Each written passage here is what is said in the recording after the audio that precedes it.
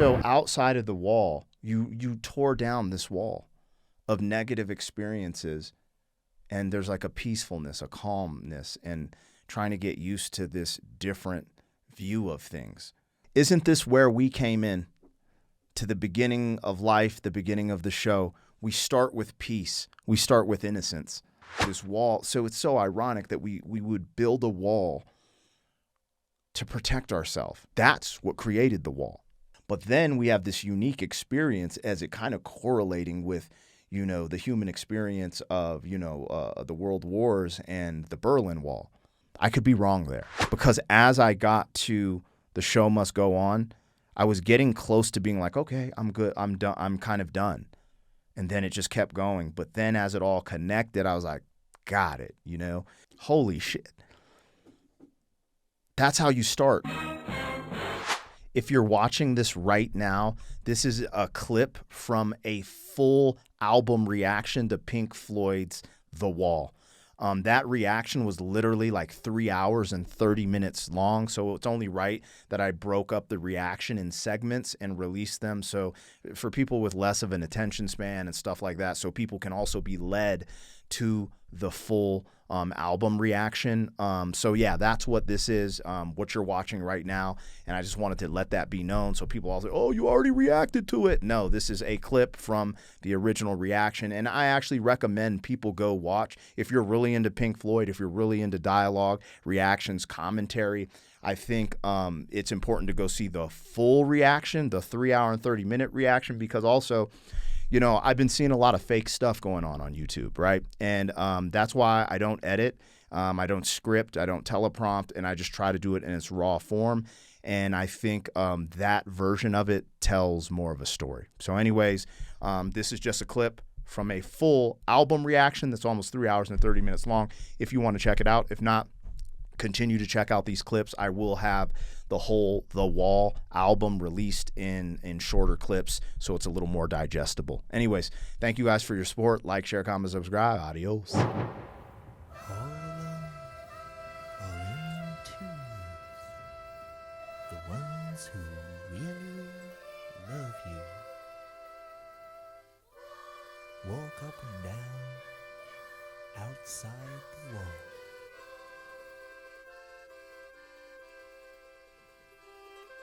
Some hand in hand, and some gathered together in bands.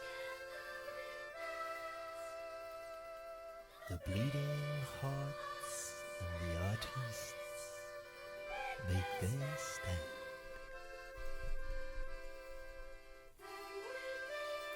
And when they've given you their all, some stagger and fall. After all, it's not easy. Banging your heart against some mad bugger's wall.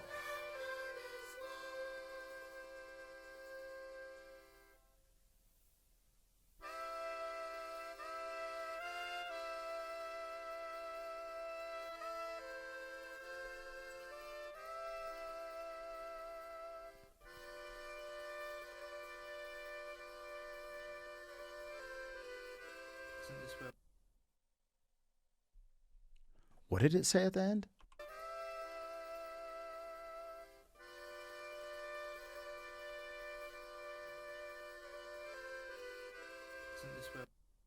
What the?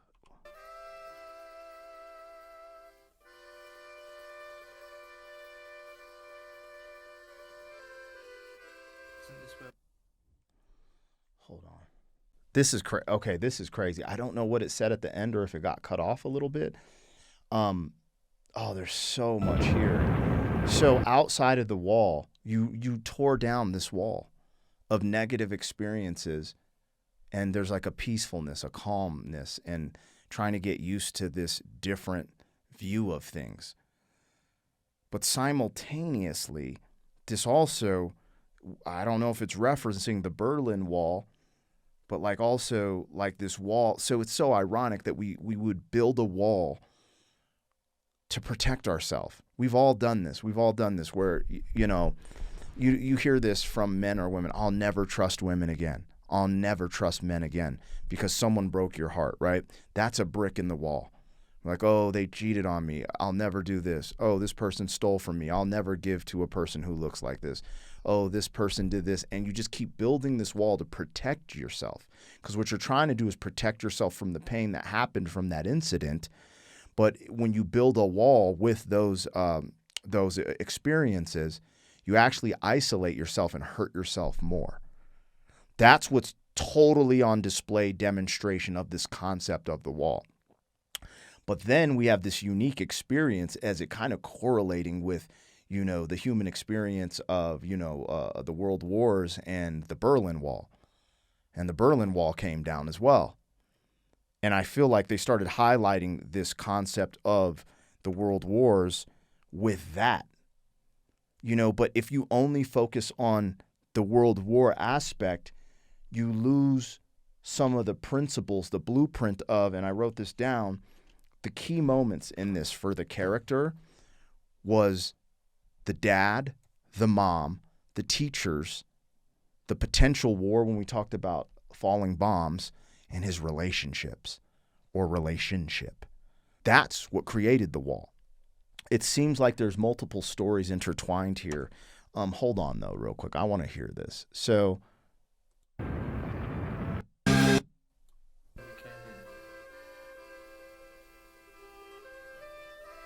It's the same music at the end. Hold on. But it said, hold on, let's see.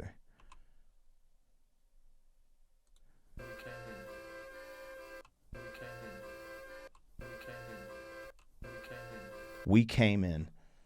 And what's it saying at the end?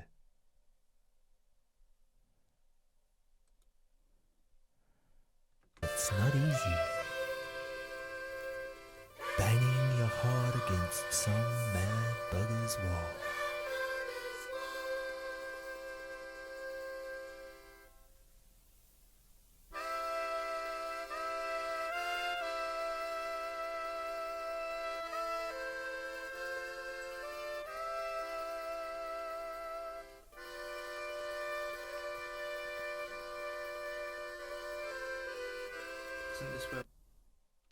I feel like that got cut off.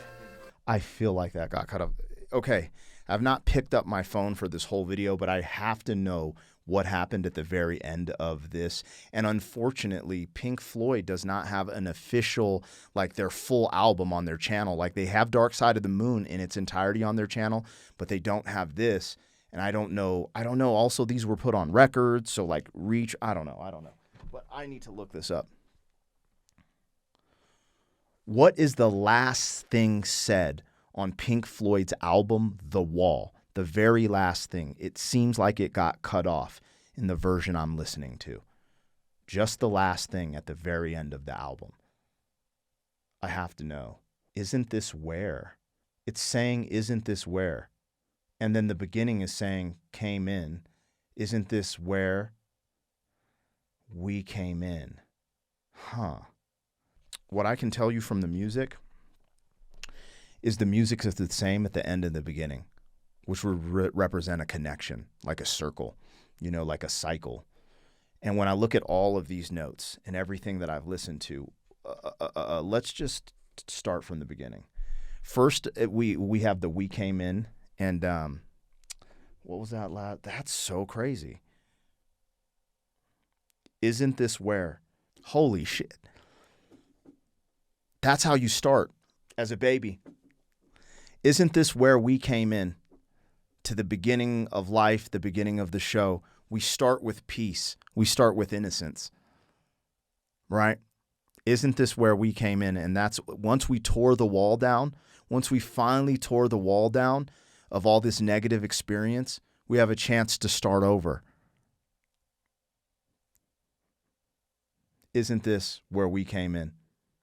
Holy shiza, these dudes are crazy. If that's what that is, I don't know if that's what it is, but that's how I'm reading it, right? Because the music's the same. At the beginning and end. Isn't this where we came in?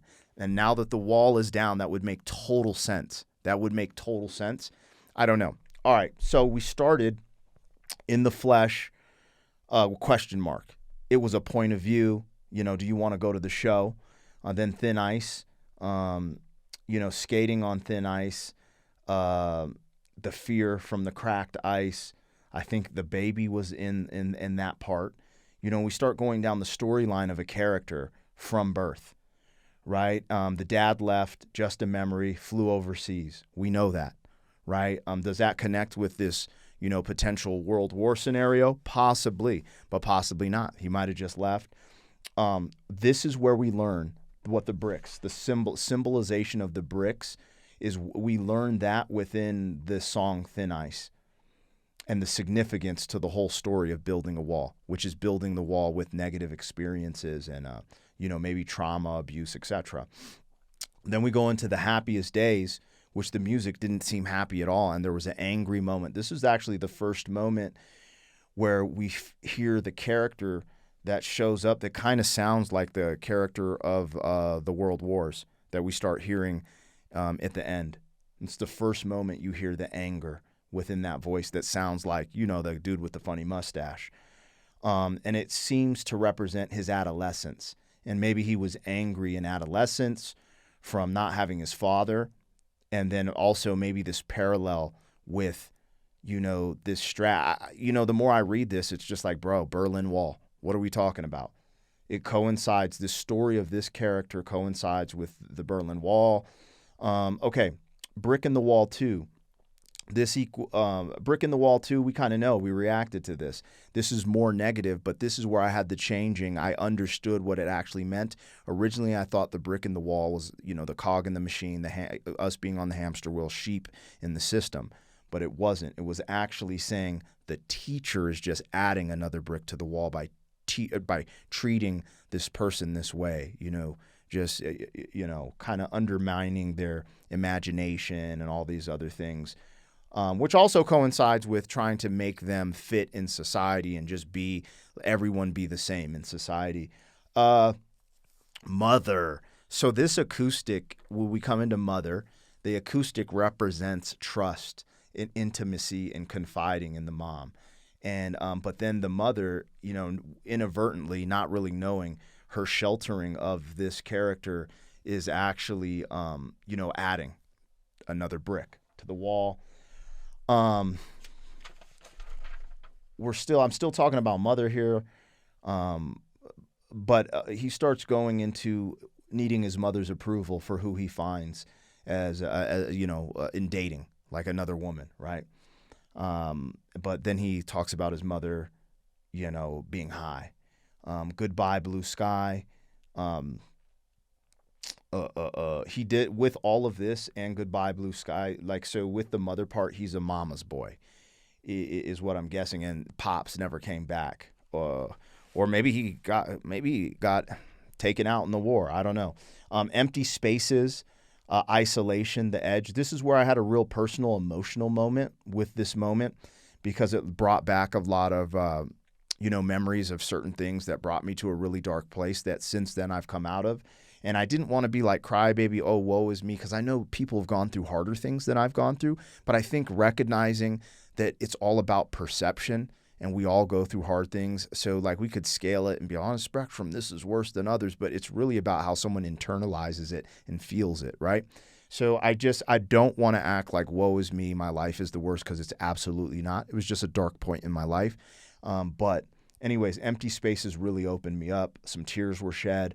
And then we went into Young Lust, which felt like escapism, trying to escape from this empty place, looking for a girl, a dirty woman, a dirty girl, if I remember correctly, a woman to make me feel like a man. But that's when I entered this concept of cool rock, which it just sounds cool. Sounds like 80s hair band, we getting it. One of my turns, love turns gray. A toxic relationship has made him grow cold. Don't leave me. This is the moment where I had a reckoning with the way he presented the vocals. I didn't really like the vocals. It wasn't aesthetically pleasing to my ears. But what was what the symbol was. The symbol of the way he was singing that part was ugly crying. That ugly cry on a pillow when you lose something or the worst catastrophe in your life has happened. And I think I've never heard a better representation of that than this moment right there. Brick in the Wall 3, anger, isolation, F everything around me. Goodbye, cruel world. I have changed. I'm ready to go over the edge. I'm ready. I'm done. I'm on the edge. I'm out. I'm jumping. But then we have Hey You, which I thought was the angel on the shoulder. Don't give up. Come back to your senses. There's a spiritual release in this guitar riff. Whether it goes evil or good is there to be seen. But the important part was the wall was to hide. The wall is a fantasy. This is where we come to grips with a more reality-based look at this storyline for just a second, instead of like, I'm building this invisible wall with negative experience. It's calling that out. Is there anybody out there? It's a very short song, but he's looking. He's a seeker now. He's seeking the truth. He's seeking some answers. Nobody's home. That realization that you're alone. There's a telephone call to try to reconcile a relationship, but there's no answer, I believe that's in this part, right? But anyways, trying to reconcile the relationship, but the one note I put, there was hope, because he did mention, I want to fly. I want to fly. And I felt like that meant like hope. Then we go into Vera, which I think she said Vera Lynn, which seemed like a feminine, a yearning for old love. It was very short. That part was very short. And then bring the boys back home. Triumphant. We win. This was another moment because it sounded like marching. It sounded like a marching band, and we won a war, which starts to get back into this war symbolism that we're having, these world war symbolisms that we're having in this storyline. Comfortably Numb is definitely coping. It's a coping mechanism. Whether it's good or bad, I don't really know, because I was starting to see it at this point as a positive thing, but then as we got into the end, I saw it as a negative thing until we tore down the wall. Coming to grips with the pain, guitar solo felt like pain and Comfortably Numb.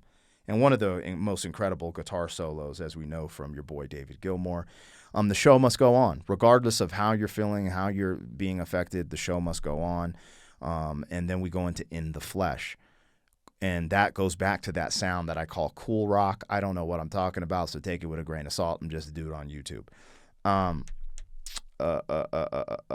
But that's when we start showing people getting lined up on the wall. And he mentions derogatory words about black people, and then says, Jewish, and it's in the same light, derogatory. And that's what started to lead me towards this World War concept. That's really what opened my eyes to it when he started saying that. Again, some of the music's pushed out over the lyrics, so I can't always make out all of the lyrics. And I did my best. The only lyric I looked up or words was what was at the end. I listened to everything in world time. I didn't have captions because I wanted to envision, like, if I was back in the day listening to this on a record without any guidance, what could I come up with knowing this is a conceptual album? Run Like Hell, facing conflict, facing that conflict of, all these evil things going on in your mind and becoming this evil thing, this villainous character. Waiting for the Worms, that was like a villainous song, like the Worm King, right? The Worm King, just follow the worms, just keep going down this path. The Bunker equaled the wall. That's when I came up with the concept for the wall is protection. You're using these negative experiences to try to protect you from more pain, but essentially it isolates you and makes you lonely, and that kind of makes you crazy, which you start going down an evil path, thinking evil things about everyone. And then stop. I want to take off the uniform. I want to leave the show. Now, this is where simultaneously I think two worlds collide. I want to take off the uniform. I want to get out of the war. I want the wall to fall, the Berlin Wall, the world wars to end. Like, I want that to happen. I want to take off the uniform. I want to leave the show. This character potentially being a performer, I'm good with this disguise. I'm good with, I'm on stage painting a persona. I'm good with this. I want to tear down the wall, and all these things in the life, the relationship with dad, mom, teachers, wars, and relationships might have affected this performer or the point of view of this character. That seems like there's two characters here. and they cross between maybe a musician and maybe someone who was in the war or viewed the war. The trial, the music sounded like a circus or like this big musical play. It was super theatrical sounding, and then tear down the wall. They tear down the wall in the trial, and then we end. I didn't even write that down. Outside of the wall, we end on outside of the wall, right? We end on the outside of the wall, which goes back to the original music, and the that short sentence that felt like it got cut off at the end kind of intertwines with the first little phrase, and that's what tripped me out. That's what made me realize once you tore down the wall, you get to start anew. You get to start again. And unfortunately, at the beginning of this album, he started off on the wrong path, and it went down this egregious area to becoming literally a villain and then wanting to stop, and make his wrongs a right. That's what I'm getting from this storyline. This is heavy. This is heavy. I don't know who the hell's going to watch this to this point. This is a 3-hour and 27-minute reaction as of now. But if I wouldn't have done it this way, there had been no proof of me sitting down and doing it this form. I'll definitely put out clips of this whole reaction in probably 20, 30-minute clips, depending on how the music lines up. This was special. This is a very special album. The end threw me off a little bit. When I think of the perfect conceptual album, as I got to the end, so when I had that moment, the Don't Leave Me, the isolation moment, I believe, talking about the ugly cry. And no, it was Empty Spaces, sorry. That's where there was a whole emotional turning for me, and going all the way to, I believe, Comfortably Numb. I was just like, yo, this is wild. Then The Show Must Go On. There was a shifting of the whole record there.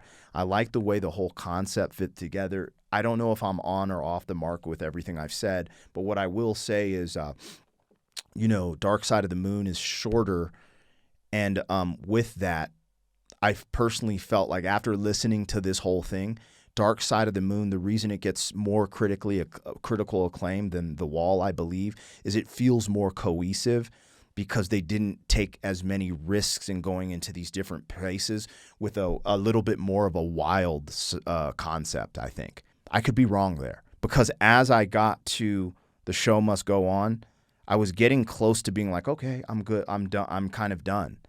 And then it just kept going. But then as it all connected, I was like, got it, But I never felt that way with Dark Side of the Moon. With Dark Side of the Moon, I was just like, let it rip, beginning to end. I was like, what the you know what I'm saying? Anyways, I thoroughly enjoyed this. I would not rank Dark Side of the Moon higher than this necessarily, because this is something different.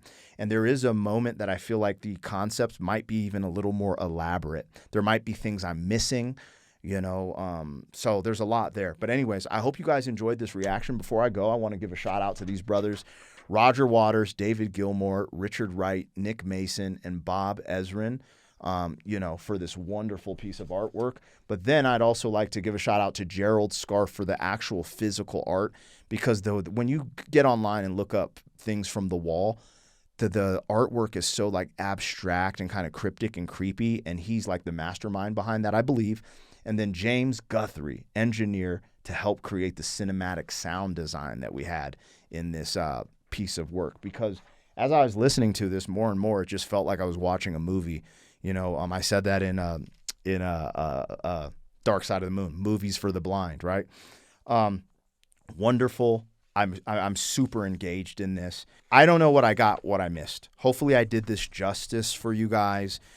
Super long reaction. If you made it to the end, I appreciate you so much. I do have a collaboration on the loom with the one and only Professor of Rock. Maybe I'll get some insights from him. There's just so much different things, but I really did appreciate this body of work. This is true art. And, I think people try to do this to this day, but I think there might just be more of an organic, natural thing going on here. I don't know. There's still so much I need to process from this. And I probably should listen to this album even more. Man, Empty Spaces kind of got me, you guys. It really did. Anyways, I'm supposed to watch the full movie, The Wall. I don't know if I have time now, though, because I got to see what my daughter normally only naps for like 2 hours, and I don't want to start that movie and then have to go. So I don't know. I got to call my wife after this. Yeah, this was great. This was great. Thank you guys for showing up for your boy. Always support the original content. You guys know this is not a substitute for the original. People are here for the commentary, the reaction, the breakdown. I literally push pause and interrupt every song. So this isn't a substitute. If you want to listen to the original the way it was intended, please go to Pink Floyd's, streaming platforms and official site and listen to their music. I want that to be known because, we deal with a lot of stuff doing reactions with the copyright claim system and labels. Never the artist. It's never the artist. It's always the BS behind the scenes. But I like to put that out there because one day, they're going to see this and be like, oh, yeah. Like, it isn't a substitute for the original. Like, no one is coming here to listen to Pink Floyd's album, The Wall, for the first time because there's no, I break it up so much. You know what I'm saying? But some things have to be said. I love you guys. Thank you, man. Another weekend with my people. All right, I'll see you on the next one. Thank you for being some man. 40 years down the road, back again. FUQ boy.